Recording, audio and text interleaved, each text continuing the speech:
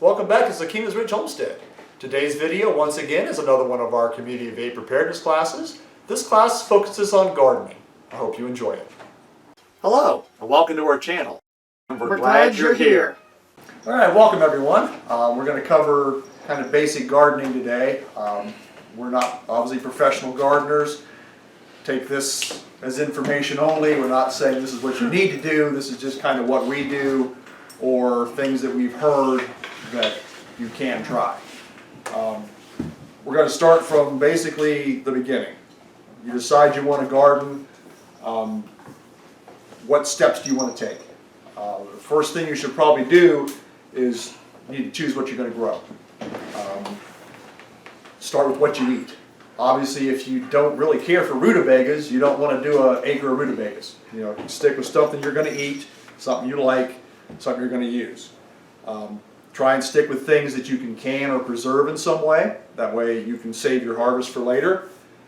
You have to worry about space constraints. Do you live in an apartment? You're going to have to do something on your balcony. Do you have a small city lot? Do you have a large property? So that can kind of affect what you're going to do for your garden. Your growing zone. Most of Ohio is zone 6. I believe our little area up here is zone 5. So we have a little bit later planting time than the zone 6 does for most of the state. And another important thing is your available time. Do you have time to get out there nearly on a daily basis to check your garden, to harvest, to weed, to do what's necessary? That's a biggie. That's what got us last year. We got almost nothing out of our garden last year because we just didn't have time to do it. The weeds got higher than the plants. I don't think we harvested hardly anything out of it. There was all kind of food out there. We just didn't have time to get out there. True story. So if you're in that situation, maybe you're better off just doing a small raised bed with a few things to eat than to try and do a big 50 by 100 garden if you don't have time to do it. Then, once you decide what you're going to try planting, you need to pick your location. Again, with the space constraints. Do you have the yard to do a big garden? Are you in an apartment, like I said before? Do you have to do a container garden? So those space constraints are important for your location. You have to consider sun and shade. Some plants like a little bit of shade. Most of them like full sun. So you want to try and get your garden out there where it's going to get as much sun as possible during the day. Access to water. If we're not getting a lot of rain, you're going to have to water your garden. Is it all the way on the other side of the property where you have to haul water out there, or is there water available close to where your garden is? Too much water. If it's in a wet location, you could end up drowning out your garden. So you have to keep an idea what your yard's like, where you're going to try and do your garden. You obviously don't want to put it where it's wet all the time, unless you're growing rice. Animal access. You notice our garden's got a fence around it out here to keep most of the animals out because they'll do a lot of damage. We'll cover that later, that domestic animals, livestock, and wild animals can all ruin your garden pretty quick. And also, which kind of goes back to your sun and shade, is your plant choices, is with your location. Is it something that's going to vine? Do you have to put arbors in or something like that to grow, or are you doing pumpkins? I mean, you need a big open area for them to vine out flat. Once you've chose your location, you want to decide what kind of garden, which is going to be based again on some of those other factors. Do you have to do a container or like a hanging garden because you live in an apartment and only have a little balcony to grow maybe 2 tomato plants and a pepper plant in a 5-gallon bucket? Do you have enough room for raised beds? 4 by 8 is usually a pretty popular raised bed size. You can get them on stands where they're up high and easy to work on, or you can do them on the ground, just make like maybe railroad ties or something, just to raise the bed up. You can do, like we do, the actual garden in the ground, if you have that extra room for it. You can do a trellis garden if you're doing things that vine and hang. A lot of people do like gourds and cucumbers and things. They'll grow up if you do an arch out of like a hog panel. and the fruit will actually hang, and you can just walk through there and pick it. Makes it kind of convenient. Once you've decided on all that kind of stuff, it's time to select your seeds. You have basically two seeds to choose from, the GMO seeds or the heirloom seeds. You may get a little more harvest out of the GMO seeds, but they're not, from my understanding, the GMO seeds will not grow next year. So if you're saving seeds out of your stuff to grow next year, the GMO seeds will not germinate the following year, whereas the heirloom seeds will. So you want to try and stick with the heirlooms, because if things go bad and you can't go to the store to buy seeds next year, you're going to want to save the end of your harvest for seeds to plant next year. Once you've got all that stuff done, which this is the first year we've done this, it's a good idea to do a soil test. I've got two different kinds here to show you. This one is like a mail-in test. It came with a little jar here that's already gone and a little scoop. We went out, used this coring tool, and it says to do 5 to 7 cores out of your garden. So we just went out there and randomly picked 7 spots throughout the garden. You put that soil in a bucket, you mix it all up. Anyway, you mix the soil up in a bucket, you take 1 scoop of that soil sample, you put it in a little container, and there was some kind of sterile water in there and a little pill that's supposed to absorb the nutrients. You seal that up. It's got a mail-in envelope. You send it in. There's a little QR code and a barcode on here. You scan that. Takes you to a website. You register the barcode number, which matches your sample vial, and in about a week you get a soil analysis.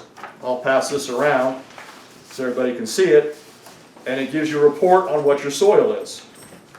Ours came back, we have like no nitrogen at all out there. We're good other places, but nitrogen, we are horrible.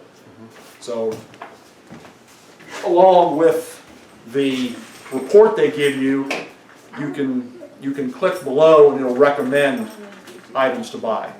So for the nitrogen issue, it gave us 2 choices, a natural or a synthetic fertilizer.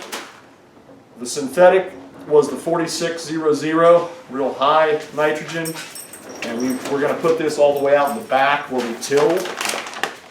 And I think it was like 3/4 of a pound per 100 square feet, or it recommended the blood meal natural 1200, and I believe this was 2.5 pounds per 100 square feet. The front half of the garden, we were not tilling.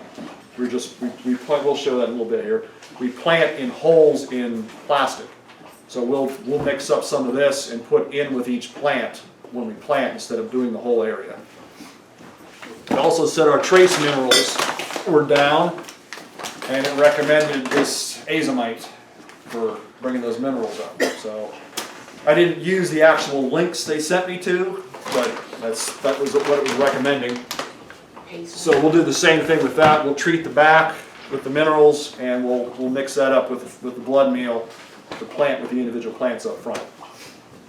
May I ask what was down with your traces, like manganese or? You'll see on the report. All of the minerals were like just below. It gives you 2 lines. Your low and your high good. Most of the minerals were just below the low. But our potassium was sky high. Yeah, potassium was over the thing. So we must have too many bananas out there.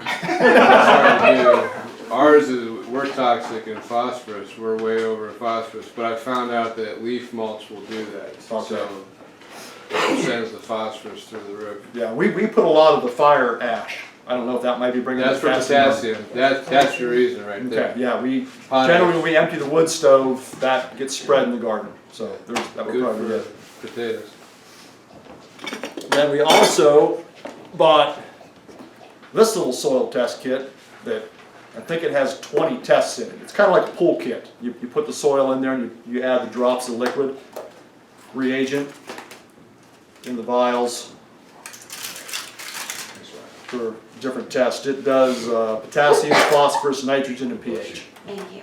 So this way we don't get the detailed results we get with the send-in kit, but at least we can test soil ourselves, and if sending a kit in isn't an available thing, at least this will give us some idea of what we may need to do in the future. And the nice thing with those send-in kits is off of that website that they put your results on, you can register more kits. And you can do locations. If you're doing your yard, you can put it in there as your yard, or as a garden, or something like that. So I think it changes your results based on what you're planting in that area. So if you're planting yard, it's going to be different needs than a vegetable garden. So What was our cost on that? it's like $24 on Amazon. It wasn't bad at all. That's the send-in? Yeah, the send-in kit. And we did that last Thursday, mailed it out Friday. I think we had results Tuesday. It's pretty good. So it was quick. They say 6 to 8 Just an days, email, wasn't but it? it was quick. Yeah, they Yeah. emailed me that it has been received, then they emailed that they were testing it, then they emailed me Yeah, that the results were done. I was gonna send mine to the OARDC, which is the Ohio State branch out in Wayne County. It's like a month. Yeah. Yeah, I was actually amazed. I was hoping to get it back by this class. So I was amazed that we got it as quick as we did. I've kind of already covered the adding the fertilizers to that. Once you get your test back, you need to amend your soil. One thing you can use is your compost. If your vegetable waste, we don't drink coffee, but I know my mom always put her coffee grounds in her garden. Or tea. Tea. She stumbled across this at a garage sale. It's actually a little compost bucket. It's got a filter in the top to keep it from odor. You just put that on your counter and put your compost in there. You can take it out and dump it. I know a lot of people use those barrel composters that you can rotate. We have an old, I think it's like a 20 by 20 chicken coop area out back. And when we moved the coop, I figured, wow, she had chickens here for 10 years. There's got to be some good stuff in there from the chickens. So we just dump all of our waste in there. All of the hay and straw from the barn, from the horses in the winter, it all just gets dumped in there. And every once in a while I'll take the tractor bucket and turn it, or just grab it with a grapple just to stir it up. And usually by planting time, we've got some pretty good soil back there that we can add to the garden, or if we're adding like a raised bed, I think that's what we did last year, we moved that up to fill a couple raised beds. So that's compost is an important thing. I mean, you can garbage it or you can save it and use it. So best to save it. Fertilizers, you've got the naturals and the synthetics. The bag of minerals we talked about. Your pH is important. Ours was good, which surprises me. I know you can add lime to change it. I'm not sure if it's up or down, but I know lime is important to raise it. And I always save all of my eggshells. Yeah. All year long I save them. Most of them, I save them, I dry them, and then I bake them for like 15 minutes, because if you can't get a hold of it, you can actually grind those and take those yourself as a calcium supplement. Putting them in the oven sterilizes them, but I use that in the garden as well when I'm planting, especially like my green peppers or my tomatoes. I'll just sprinkle about a tablespoon in the bottom of the hole when I'm planting. So Yeah. Something we need to do, we need to add some sand to that garden. We have a lot of clay up here. Yeah. Well, if you're doing root plants like Yeah, and it's, Our carrots were like I can't do crazy. carrots. I run the tiller through there, it looks beautiful. Yeah. And a week later, it's like a rock. So we need to get I probably can't do- I've 4 or tried to 5 do tons of carrots sand out there. out there, it's impossible. They're just they're like this, and then they do Any weird. type of a deep rooter you want to or Sand, straw. Yeah. And we do get some of the straw in there from the barn, but usually it's more mellowed out in the compost. We had mentioned the wood ash earlier. We do add that. And manure. No matter what you have, you can put it in there. Chicken and cow, you don't want to put in direct, because it's too hot and it'll burn your plants. You need it to compost and mellow. I know chickens like a year that you're supposed to mellow it before you use it. It'll drop the pH quite a bit too. Yeah, and there's so much nitrogen in it, it'll fry you. Horse can go right in. I've Horse is heard. perfect Horse nitrogen is right nice. now. Yeah. Horse is Yeah. great, but I will say horses only have one stomach, so they do not digest weed seed. Yeah, that's what I was going to You will mention. have- I had always sorry. heard that horse was not good for the It's garden. neutral, you because can of use the it weed right seed. now, but you you can't can't be use it weeding right it away. like crazy. Although there's a guy, I don't know if he joined yet, he goes around with a torch on his garden and burns his rows in between, and it pops those seeds. Yeah. If you have a propane torch, he torches in between his rows. We'll get there later. Okay, sorry, it's your It's all right. show, my bad, I'll shut up. Any input? I'm just saying, he pops his seeds with a torch.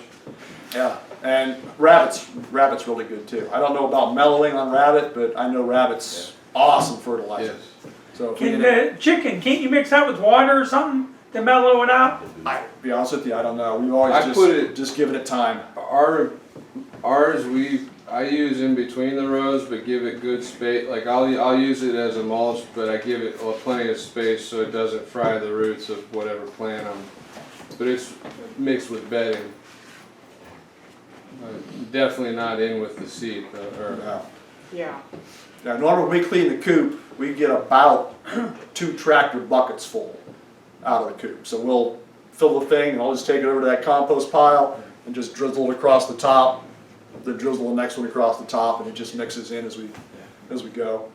Now, some of it's not getting a year, but I think there's enough other stuff in there that it mixes with that I know with we haven't had an your issue. acid-loving plants like potatoes, peppers, tomatoes, they can handle a pH down around 5.5 or 6. I didn't have much problem with chicken as long as it was about a foot away from the plant. But I wouldn't dump it right on the roots. Okay, once your soil's good, you've got your idea where you're going to plant, you've got your seeds purchased, it's time to either plant or start your seedlings. Timing is very important. A couple years ago, we bought this greenhouse, which we'll cover a little bit later, and we started way too early. We ran our lights too much, we ran our heat pads too much, and we ended up with these long, spindly vines with 2 leaves on them that ended up not growing because we started our seeds too early. So you want to look at your germination times and your grow times.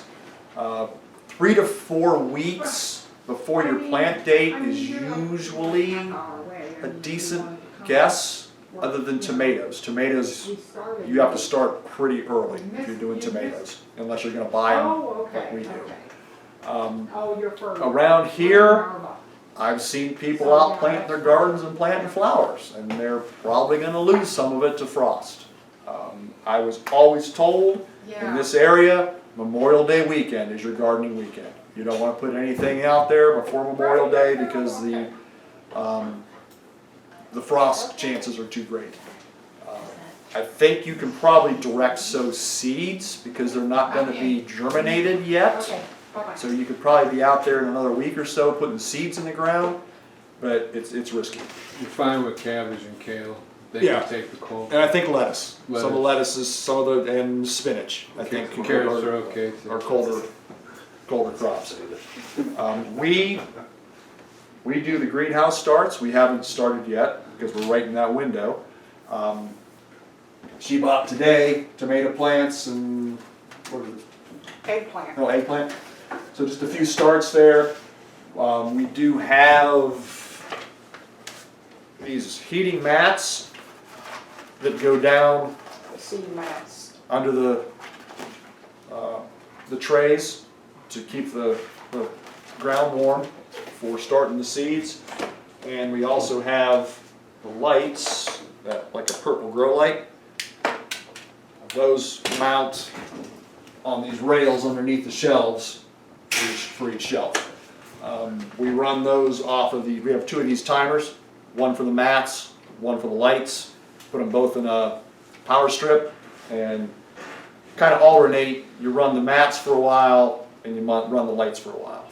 Way less than we did last time.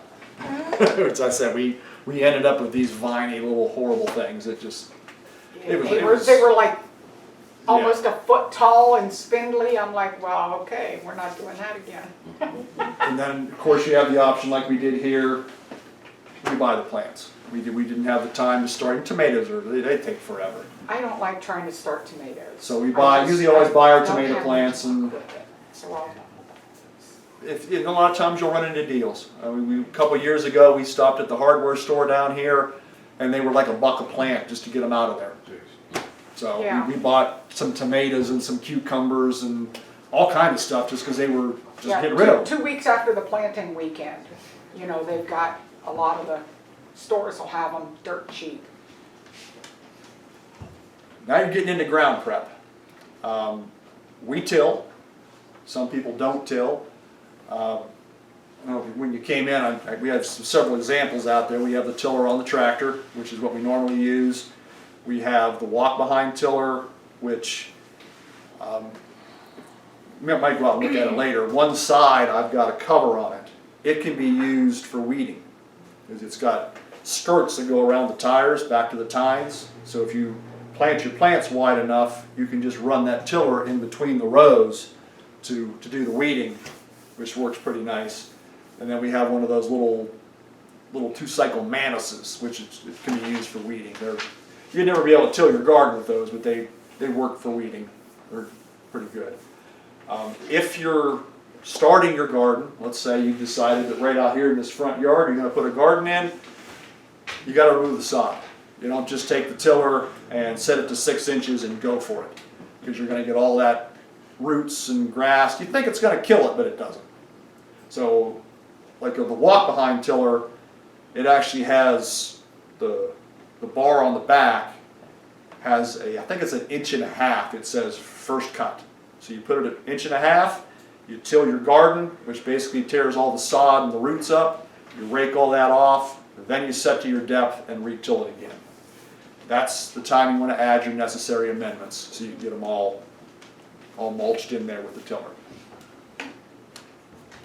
Now when you're going to do your actual planting, there's several methods or ways you can do that. Some things like mounds. I know we used to plant like zucchini and squash. You just mound up the dirt, you stick the seeds around the outside of it. They seem to really like being on a mound. Most people do rows. We have rows out here. We don't mound our rows, but we have the fences up for things to climb on, and we run the rows.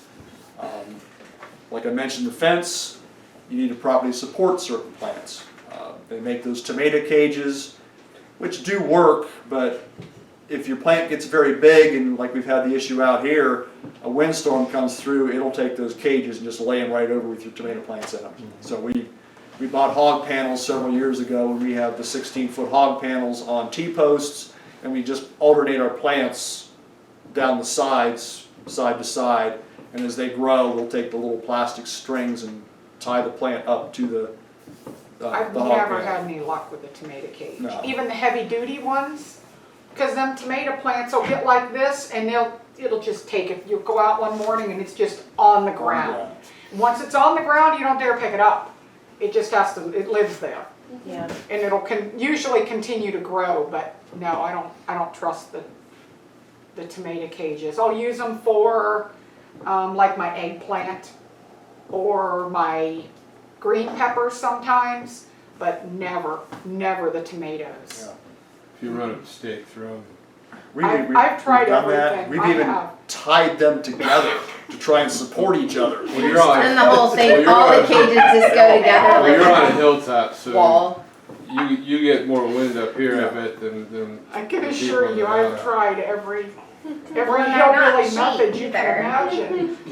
Good cages are like $7 a Oh, piece. yeah. You'd be better off to buy a The hog panel and the Yeah. and then T-posts, just yeah. They're close. And then I mentioned earlier, you can take those hog panels and you can actually arch them.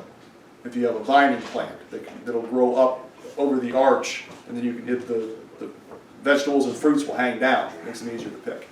So we've never done that, but Talked I've about seen doing that that. done before. There are quote-unquote methods to garden. We don't really use them. There's the back to Eden method, which I believe is like 4 inches of wood chip mulch on the entire garden, and then you just plant your plants in it, and it's supposed to keep the weeds down. There's the Three Sisters, Yeah. which is corn, Beans. and Squash. squash. They kind of It's work a- together. It's what the native tribes around here Yeah, did. You plant they feed each other. yeah. The beans will draw the nitrogen. I don't know, it's just what the natives did here. Yeah, Yeah, the beans are supposed to be able to climb And the they corn. climb the corn. Yeah, yeah. So there's that method. There's the no-till, which is kind of, in a way, what we're going to do half the garden in this year, just because of the fabric we have down. And a lot of farmers are doing the no-till. They'll have the Chisel plow. whoever come out and spray it with Roundup, and then they'll just plant the seeds in it. I've got individual plant supplements here. If you're certain plants like certain things, so you may need to add, like you said, the eggshells to a certain plant, or maybe change your pH based on what that plant is. or there's that Epsom salt mixture for green peppers. Supposed to make awesome green peppers. Does the fabric work pretty good? Yeah, If you get the good fabric. Yeah. that's next. That thin, that Yeah. thin stuff. It's Yeah. like toilet paper. You That's can't the do the thin one stuff. apply. It's not gonna cut Yeah. it. Yeah, And then the last thing is to remember to label your plants or your rows. But we you like know what they are. Surprise! Now we're talking about weed control. 'Cause now you got your plants in the ground and you're starting to grow, and oh my God, look at those weeds. They weren't there yesterday. The one method I mentioned was the tilling. If you've got one of those little mantis things, if you got a small, like a raised bed, this little hand tiller, you just stick it in, twist it, and pull up. It breaks up that surface, tears the weeds up. You can run the rototiller down between the rows. You can burn. It just basically expands the plant or the seed and destroys it. So we've always tried to burn them all the way to the ground. It just seems ridiculous. Then we found out, oh, you don't have to do that. You just pass that heat over there, and the plant will just boom, and it'll die on you. The ground cover. This is what we use. Yeah. It's like a tarp, and you can see from That's this the- end how it's yeah, frayed. that's the expensive You've gotta stuff, burn it. yeah. It's not cheap though. Yeah, so this But length it's here. supposed to last about 10 years, Yeah. so. So when we put this down, I just took a propane torch and just basically cut that with a torch. Like I said, you can see if you don't cut it with a torch, it frays on you. How do you Yeah. till the next? And You that pull it just up. shows, Pull right? it up. If you're gonna till, that's why we're doing the no-till, because this is still You don't down bury from that last at all, year. right? So That's just No, what that it just is. goes right on top. where you want your You can't lose plant, the holes. you can You take can't lose the holes. one of these while it's hot and push it down through. I think we use like We A used small a bigger can. yeah, and I just heated it with a torch and then just stuck it in there. Like and an it just- old tin can, burns a hole and in we put a stick on the end of it, a handle, and we would heat it up with the Burns-O-Matic, and then it just burns a perfect hole. So we've got the front half of the garden is some of this. We run carpet between the rows of this. Actual Carpet is awesome. Yeah. If you know somebody that's getting rid of carpet, get Because it. that's not gonna look ghetto at all in the neighborhood. Oh, I don't care. Cut it in strips, No one's looking and at I it. run it between this, Yeah. And it's perfect. it didn't last Until year you because it leave got it. away from it. Yeah. I usually roll that up like we do this, and we didn't do that last year, so I've screwed up all of my carpet. It's got like grass growing on top of it now. It got like dirt on the carpet, and now it's got, yeah, I don't know, I'm hoping it's just gonna have to make it this year. Yeah. So like I said, 2 years ago, at the end of the season, we weren't busy like we were last year, and we we pulled all the panels, pulled all the put, and rolled up all the fabric, and then put it down last year again, which we're getting into something else later, is crop rotation. We have them cut to fit tomatoes by the spacing. Then other ones we have spaced differently for other plants. So if you're gonna, you almost have to roll it up and move it over here next year. So you're not planting tomatoes in the same spot every time, which said we'll cover that Unless later. you just space it all The same. the same, Which which we in didn't. hindsight, what No, we should have done. I have heard, and I don't know if this is true or not, I have heard that your nightshade plants, you don't want to move, like, so peppers, tomatoes, potatoes, you don't want to move those around too much, I heard, because they have a lot of their, nightshades have a lot of the lectin in it, which is a natural deterrent to predator or things that want to eat it. And if you move them around, I've heard that they make it hard on the next plant. Okay. Oh, okay. But when you're dealing with row crops, like your typical crop rotations, like farmers, where they call it hay cow or whatever, or that acronym, corn, oats, wheat, hay, cow, corn, oats, wheat, hay, corn, oats, wheat, hay. That rotation doesn't involve any of the lectin Yeah. that's in the nightshades. But I know if you try to follow potatoes with like beans, you're not going to do well. Oh, okay. I think I found that out Probably. the hard way. And they probably didn't realize it. Exactly. Yeah. But Yeah. beans are great because they pull nitrogen out of the air, and when you, even if you pick the beans, when you till those under, they actually, it's a nitrogen grabber. So you get nitrogen from the lightning. Okay. So. So use the fabric,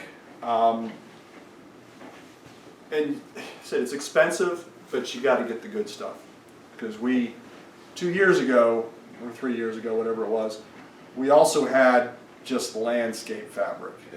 And we did It the wasn't back. the cheap stuff. No, it right? wasn't, but we did the whole back half of the garden with that, and it mounded up like 2 feet with weeds you growing not. underneath it. Pushes it up. Yeah. It pulled the stakes I know. out of it. It I've- was the biggest I've done it. freaking mess you've ever seen in your Terrible. life. Yeah, so if you're gonna buy the stuff, it's expensive, but stick with the good stuff. We also have it's decent, it's got like this on one side and the other side's kind of like a fuzzy.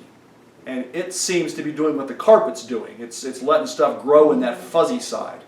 So I would recommend That this. was just as expensive as that Yeah. was. I'd recommend, But- it's like a tarp type material, but it's a real heavy. Yeah. And I said, it's supposed to last for years.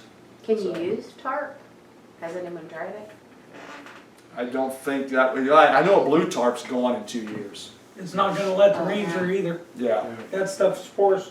Oh, I see. Yeah. Some people use plastic too, but then you Yeah. got a mold issue. It won't. No. well I've off. tried the cardboard, I've tried the paper feed sacks. Yeah, this has worked the best out of Yes, anything we've yeah. done. Now, I don't know if it's cheaper or not, I know it's bigger, but that's the same stuff you put under roads. Yeah. On the construction Okay. site, stop the mud from coming up into your stone. I Yeah. put acres and acres of that stuff down. Yeah. But it's usually like a 12-foot roll. Now, I don't know if it's cheaper, Do you want me to you read get it that through a for you? construction Your lid? supplier. What do they call that? Underlayment.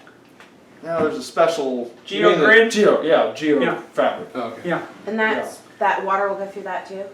yeah, Is it it's the same exactly the Is same it as the that. same as the Tyvek that you put on that? Well, No. that's not dark though. No, Does it have any chemicals in it though that could leach into the plants? Nope. no. It would be this exact same. Yeah. Oh. There's different things, there's, 10 Star, which has big holes in it. That's what you use in real muddy spots. It actually holds the vehicle up from, you can't stretch it. And then there's the fuzzy stuff that's all fuzz that we use, and then that stuff there. Good thinking, Kara. We Yeah. might have to look into that. That might be. But it might be might be cheaper to get like that. Might be cheaper, might be more expensive, who knows? Right. I don't We'll know find out. if the 12-foot rolls might be See, a that's little another thing cumbersome though. to try and roll out too. Yeah, I don't know how skinny Yeah, you but not can near get as it. many stakes. True. You can always cut it in half though. Now, what do you guys use to stake? I should have brought Like some a in. We big, didn't They're bring just like a U shape about Okay. that long. Yep, the- yep, that's what the- we- The staples? Yeah. Yeah, they look like big staples. Yours, Yes. Steve? yeah, that's what Yeah. we use. Yep. They actually got tools that you drop the staple in there. It's about like this long, and you pick it up, it drops in there, and wham, Wow. that Why don't we have one of those? I don't puts it down. Here's my fist. Because you use the same thing like on slopes and stuff, which is Routine. like a mesh with straw in it. Yep. You know, for erosion. And- This stuff is actually tough to get those Oh, stakes yeah. through. You're working them and Yeah. pushing them to get them to go. This is some tough Especially stuff. like on a construction site, you're putting that on top of clay. Yeah. Yeah, well, so yeah, it that's can- what's if in it the ain't- We garden. are too. Yeah, well, if it Yeah. ain't damp, I mean, that's like, Yeah. you'll be out there with a hammer beating Yeah. it in. Try putting them staples in your bare feet while you're out there in the garden. It's Yeah. no fun at all. I just ordered us, we got it in like 50 feet by 4 foot strips of it from Amazon. I don't even know what we paid, but it wasn't super terribly expensive, but it wasn't like the stuff you get from Walmart either. Yeah. I think for our entire garden, I think I spent like $300, but it was like just cover every square inch of it. Make sure you overlap that Yeah. Yeah. by at least 3 inches, because if not, they'll work their way. They will. I mean, ideally, we would have a strip of that with the holes in it for plants, and then a solid strip in between For the walkway. for a walkway. Or in The some areas, I use the carpet. Yeah, for instead of the walkway. carpet, the ideal thing would be this, but the carpet was free, Yeah. so we use Yeah. that. And it's not a high pile carpet. It's Like a, almost like your commercial carpet. yeah. It was beautiful too. It had this beautiful pattern on it. I screwed it up. Pressure washer. And what I use for weed control is grass clippings. Yeah, that was actually Yeah. what I was gonna mention next is some kind of mulch, grass clippings. Holds moisture in too. My former father-in-law he had a big wooded lot, and he had a leaf collector. And in the fall, he would collect all his leaves, and then in the back of the property, he had a big mound of the leaves. And then in the spring, when he did the garden, he'd take those leaves up and put them. He wouldn't put them at the plants, but he'd put them. He did the mounded rows. He'd put them in the walkways up to the plants, and it did an excellent job keeping the Yeah, and if you're some of those Weeds that down. rake your leaves up all fall out of the lawn, bag them up, store them. Keep them till in the spring instead of putting them out to the sun. To use Then them in the garden. I will say though, it'll drive your phosphorus up yeah. pretty high. Okay. I found that out the hard way, but it's still. I personally use grass clippings. I throw them in the coop with the chickens. They'll shit on it for a week. I pull it out, and then I use that as mulch in between my rows. I also use a tiller. I have a narrow tiller, so rather than fabric, because I can't stand spending the money on the fabric and then having the stuff fail. Yeah. But I'll plant the rows just wide enough so that the tiller can so I'm tilling, but I like the idea of the torch. I've never tried it, but I got a guy that does. But keep the rows spaced for your tiller, and then just use the tiller to take your weeds, and then you just gotta weed the rows. Yeah. And as I had mentioned earlier, that tiller that we have, the walk behind, actually has the skirts that were refabricated that goes around the wheels and back to the tines. So when you're running between your rows, it'll actually push your plants the back, plants back. Yeah. so you don't catch them with that. I had mentioned the wood chips with that Back to Eden garden. You can put wood chips down. I don't know if that's going to affect your I imagine depending on what kind of wood it is, it could cause You issues. get higher. It drops it. There's acid in wood chip. Yeah. We'd mentioned leaves. You had mentioned cardboard or newspaper, which it works, but you almost have to cover it with something, and it's a mess. And then the carpet we had mentioned. Pest control. Kind of touched on this earlier with our fence. You've got animals. You've got domestic animals. We have the fence up to keep the dogs out. They're probably not gonna eat anything, but these big dogs can romp around out there and destroy the whole garden in 15 minutes. So. Oh keep- yeah, I've had them go through there Yeah. and just wipe out an entire row of something that's 4 inches high, and you just like to kill them. Yeah, so you've got the domestic animals to worry about.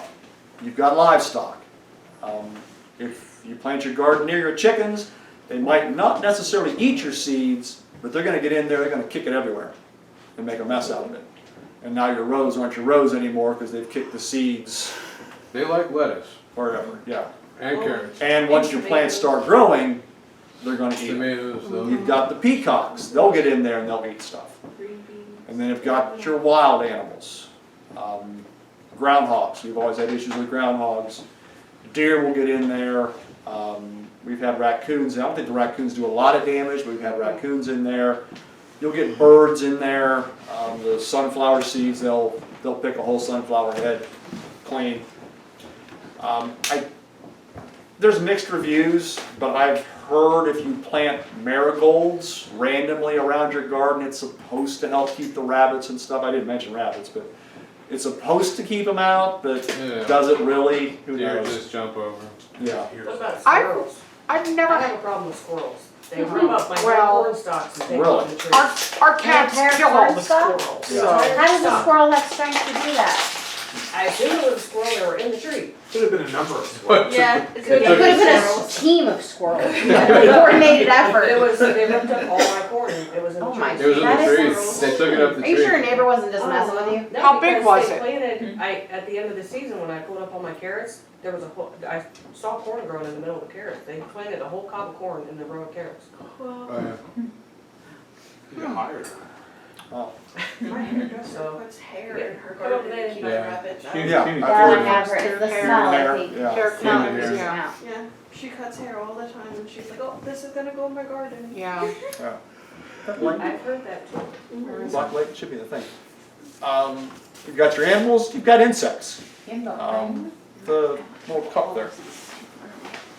Insects, you can use pesticides, use commercial poisons, you can use more natural stuff. We bought this year pyrethrin. It's made from chrysanthemums, I believe. You can actually put this on up to harvest. It's not supposed to be poisonous to you, basically. We got these yellow sticky traps we've had an issue like the last 2-3 years with something that gets in the squash. They burrow into Squash vine borers. they bore into the bottom of the You- stem. You go out there one day and your Just- zucchini plant is that's 4 what got foot us last around, and you go out the next day and it's flat. I'm like, what? It's a moth that lays A larva. larvae at the base of the plant, and the larvae bores into the stem of the plant and eats it from the inside out. They'll do they'll do that with It'll zucchini take too. down Yeah, zucchini, zucchini. squash, and cucumber. You'll squash, open up the stem cucumbers. and it's just a bunch of them It's just inside not- and they're yes. just dead, but they look thick and healthy because they're just inside of it. It's Yeah. nasty. And we also bought this, pardon my not speaking Latin, Bacillus thuringius BT. Yeah. This we bought specifically for the worms and caterpillars. to Because try they've and wiped me out keep 2 those. years in a row. Does anybody else have a huge problem with Japanese beetles just Oh, yeah. eating the shit out of We everything? really haven't. No, you know what? The Japanese guys getting beetles rid of eat them? like Beetle pussy pests. willows. Beetle Do they go in there? Oh, yeah. Oh, yeah. yeah. That'll The fill up only- in less than a day. The only, Oh, the yeah. only problem with a pheromone trap is It draws them, it's, doesn't it? it's like it's like the hot girl that brings all the boys to the yard. That's a milkshake. It attracts them, but they all go into the bag. But You gotta replace the every bag time a like this. female lands on something, she leaves a trail, and all the males will follow her. So It's like copper. so Yeah, 'cause you I would You don't put recommend them on the trees themselves, Put 'em- or do you? Could get my No, drawer. just have It's a big stakes, so one. we have the sugar Oh, bubbles that okay, we so play. you aren't drawing them, you're not, they're I not would by the put plant, you're 'em- drawing them away. I would put them on the Oh, I opposite gotcha, side of your gotcha. garden to trap them over there. Don't put them by your garden. We had them over next to the pool and stuff last year too. That's The what Beetles you would tell all me, go to man, the pool it's all for from some the god awful reason. Yeah.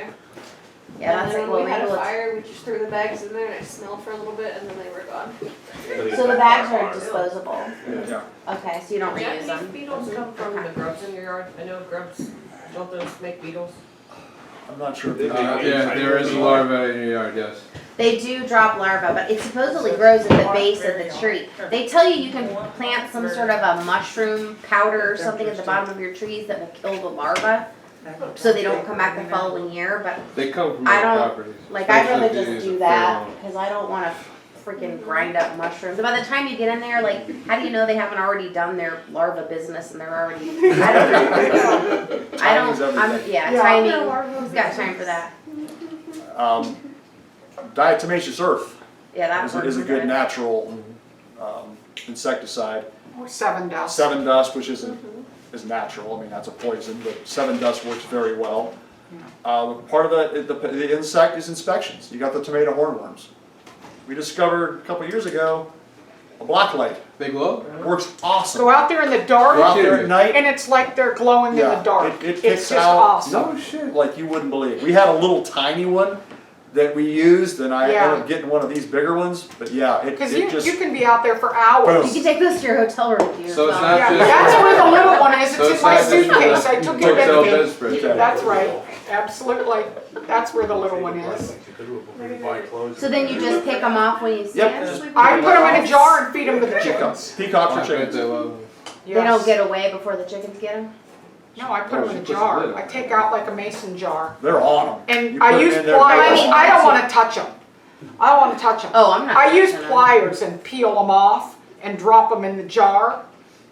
But yeah, This is what you do on you've date got- night, get a black light. This is what we do on Shit to Friday put in evening, jar. yeah. Yeah. We're out there in our skivvies in the dark with a flashlight. Yeah. Flashlight, a mason Hey, jar, and you a pair of do you. pliers. Yeah, it's amazing See, that's how why well we don't have neighbors. those pick them out. We're in a suburb, that might draw a little attention.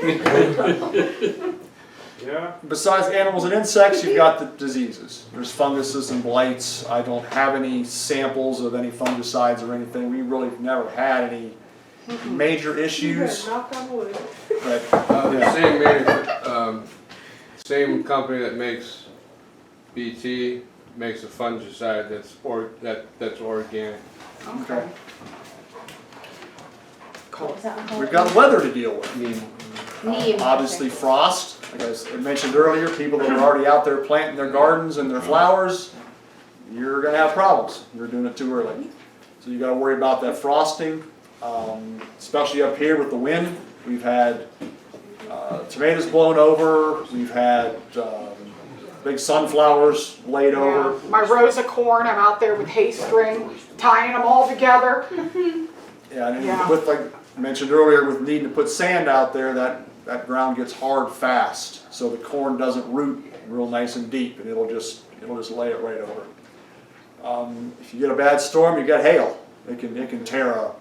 Not a whole lot you can do about it, but it can rip your garden up pretty fast. And then excessive rain. It's kind of something else I mentioned earlier. If you know you've got a low wet spot, you probably don't want your garden there because it could get flooded out. And then on the other side of that fence, you've got drought. If especially if you live in the city and they put those, you can't water your plants orders up. You may want to do some kind of rain catchment if you can to have some extra water to water your garden.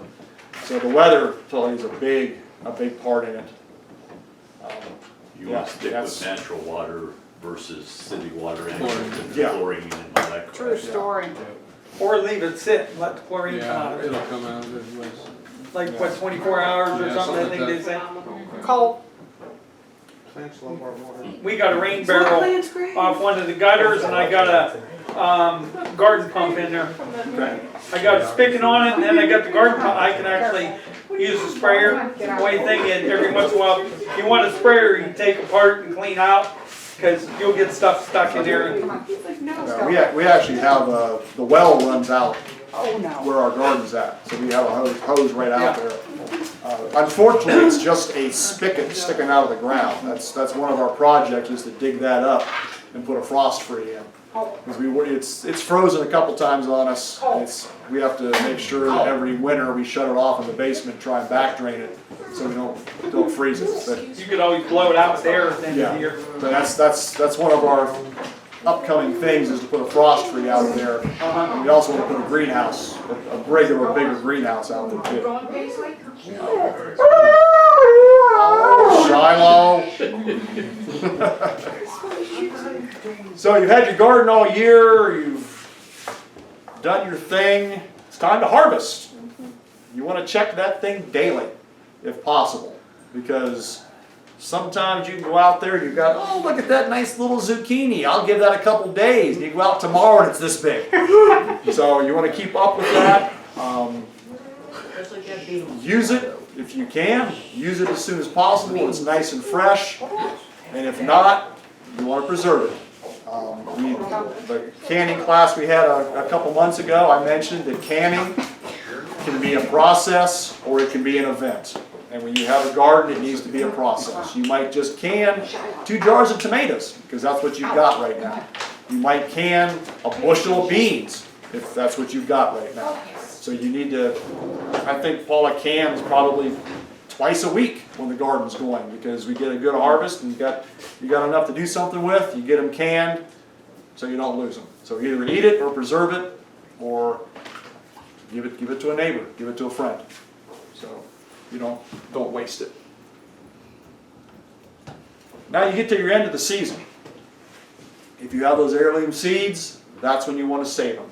You leave a little bit out there. You want to explain the saving the seeds a little better? I usually wait until the tail end, like green beans or something. I'll let like some of them on a plant get huge. Tomatoes, I'll save tomato seeds. I usually just rinse them, put them on a paper towel, paper plate, and let them dry out completely. Let them dry real good, and then store them like in an envelope or something. Not plastic. I always say don't put them in a plastic bag, no. Put them in an envelope, just write on You it. put them in the fridge, or because you're going to use them the next year, you don't refrigerate? I don't refrigerate, no. Because you use them enough? Yes. I've heard you got to put them in a fridge Yeah. if you're going to go more I've than never 1 year. put any of my seeds in the fridge, and I always save all my pumpkin seeds and stuff like that. And sometimes I'll use pumpkin seeds that I saved 5 years ago, and they'll still germinate and be fine. Wow. There might So, be a market for seed Oh, I selling at some point. Yeah. exactly, yes. You know, Yeah. selling somebody an Yeah. envelope of seeds. Yeah. Right. We've actually, gosh, at one time at Menards, they had heirloom seed packs, and they were like, what, At the end of the 5 cents a season, pack or 10 something? cents a piece, I think. oh, Yeah. see, I We've came, got a box full. I drove her, I bought everything up at one of ours in like, November last year. It was like way. Is he taking up this much room in the refrigerator? I mean, it's all. I have a whole corner of the fridge. It's just seed packets. Yeah, we Buy bought a mini lot of fridge and those. then don't Seed. keep beer in it. Keep all your freaking Oh, seeds here we in go. there. Yeah. So we bought those Beer and not seeds, with the okay. intention of using them, but more as like a barter item, Yeah. because we Or we really. have them. Yeah. You save your seeds at that time. You want to clean up your debris at the end of the year, which we just did it last week. It was like I said, ours Look familiar? got away from us last year, and by the end of the season, I think it was raining or something. We just never got out there, so we just last week got out there and got all the dead plants cleaned up. If at all possible, do it in the fall. That'd be a good time to roll all your carpet up and your underlayment up so it doesn't go bad. I've seen where people will label their underlayment as to their hole spacing. So when you get your rolls out next year to put your garden down, you know these are spaced at 1 foot or they're spaced at 2 foot to help you decide what you're putting down. It's a good time to till. If you're going to till your garden, till it in the fall. If you've got the big rolls of black plastic, it's a good time to put the black plastic down because that will burn all your weed seeds over the winter. You might want to test and amend the soil at that point. You don't want to go full bore because it's going to go out in the winter a little bit, but it's a good time to do that. And then. So you're saying don't roll up the tarp stuff, you're You're saying, saying put plastic No, down. get like the heavy mill construction, black Thick plastic, plastic. big Oh. sheets, and try and cover the whole thing. And the heat will. And then Oh. the sun baking on that will burn all the weed seeds. I see. Normally, which I said we didn't do it last year, but normally we'll till that in the fall. And then in the spring, I'll till it 3 or 4 times before we plant. Do you try to save the plastic that you used for the winter? We've never used plastic before. Oh. Because that would be. Is that something you would save, or it's not worth? If it doesn't rip, I'd try and save it, because we were looking at it this year, we'd have like $400 in plastic to cover our garden. Ooh. That thick stuff. Yeah, it's like $135 a roll or something like that. So Oh, boy. we opted for no plastic. Yeah. It's probably cheaper to burn them, Yeah, I mean, gas wise. yeah, it's just a propane tank on the burner, just walk around and burn them. And then that following year, you want to rotate. So I didn't realize your beans and Nightshades. nightshade stuff you would do that with, but yeah, you want to move them around a little bit. Yeah. We didn't cover, they say a natural weed killer, you would have to spray it on the weeds, is just vinegar. Yeah, House- We household use, vinegar. yeah, vinegar will burn it, like burns we it. use neem oil for the fungus. I It's read the also neem oil. insecticide. You can use dish soap with it as a surfactant. It'll help hold it on the Yeah. plant. And one thing on the table I didn't mention is Roundup. You can, before you till, which we've done this in the past, you can spray with Roundup and then plant after you till.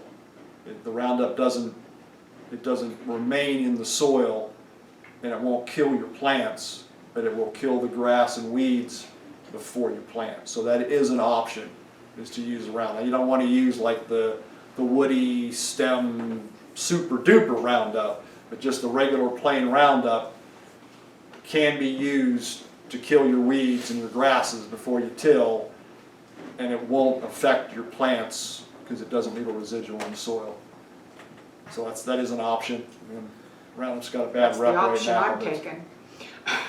Yeah. But don't be licking your fingers. And, I get that in the big jugs. It's the same as those little packets, Yeah. except a lot. I think those little packets, it's about $5 a gallon. I think with mine's down to about 2 Okay. a gallon, but I That's- use it for the, lawns. I think there's 5 packs in there, and each pack makes a gallon. Yeah. But I use the exact same product and comes in a jug with a little measuring cup. Yeah. I think we've used that as well. So, any questions?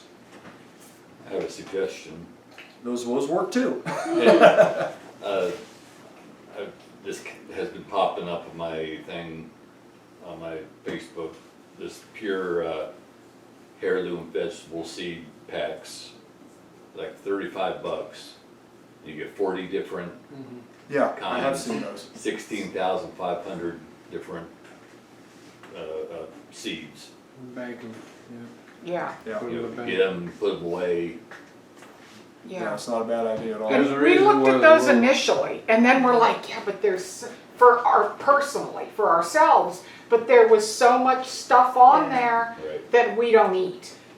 But you can barter it. True, Yes. You've yes, got the room to grow absolutely, it, grow yes. it. And then Which- barter with your neighbor who doesn't have nothing. Yeah, And that's exactly. how we looked at those seeds we bought at Menards. Yeah. We were buying stuff that we'd never use. But Yeah. somebody might. There's Barter with them reason- and All right, so there's no more questions or suggestions. We'll call her up. Thank you.